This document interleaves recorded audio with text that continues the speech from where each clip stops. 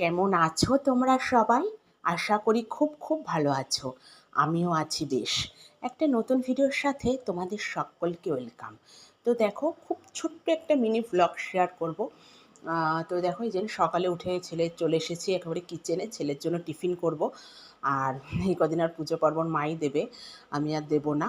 তো সোনা বাবাকে টিফিন করে রেডি করে ওদের একদম রেডি করে এই যে সোনা বাবা স্কুলে রওনা দিয়ে দিয়েছে। আর আজকে উঠে দেখি বাবা কি কুয়াশা একেবারে, আর সেই পরিমাণে শিশির পড়ছে। তো অন্য দিকের কী অবস্থা জানি না, আমাদের বনগাঁতে তো অসম্ভব, মানে কুয়াশায় ঢেকে গিয়েছে। মানে মাঘ মাসে যে কুয়াশাটা পড়ে, পৌষ মাঘ মাসে, ওরকম। মানে আমি তো দেখে অবাক লিটারেলি, যে কি অবস্থা কুয়াশা, মানে চৈত্র মাসের শেষে এরকম অবস্থা ভাবা যায় না। দেখো সকালেও এত কুয়াশা, অনেক বেলায় রোদ্দুর উঠেছে। মানে কি বলবো এখন, মানে সমস্ত কিছু অনার সৃষ্টি।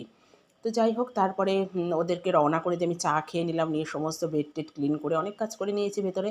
ছাদে গিয়ে জামা কাপড় মেললাম, যে মেলে দিয়ে আসি, রোদ্দুর উঠবে পরে আস্তে আস্তে। তারপরে এখানে সকালে রুটিও করে নিচ্ছি।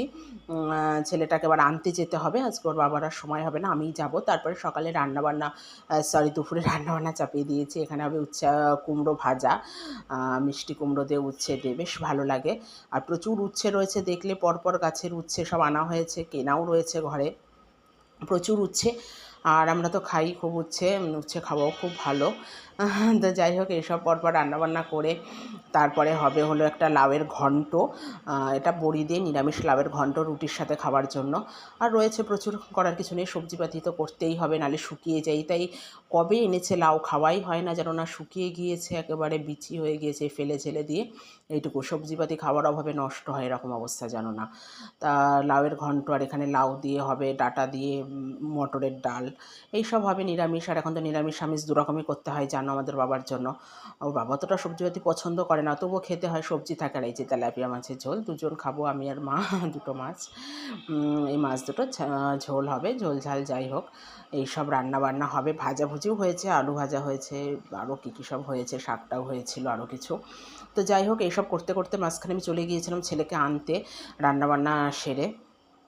সেটা হ্যাঁ, তখন আর দেরি হয়ে গিয়েছিল, দেখানো হয়নি, ঝটপট করে ওকে চলে গিয়েছিলাম, অনেকটা লেট হয়ে গিয়েছিল, আমার খেয়ালই ছিল না।